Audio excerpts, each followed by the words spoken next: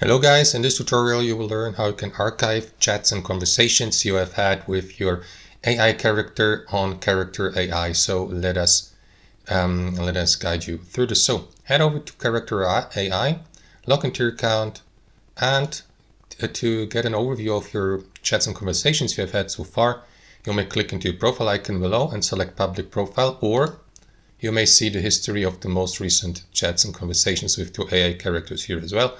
So if you navigate to your profile icon, you will be given the opportunity will be given access to an overview of all the characters you have created. Here under characters, click into the given one, and you will be redirected to the most recent chat or conversation you have had with your character.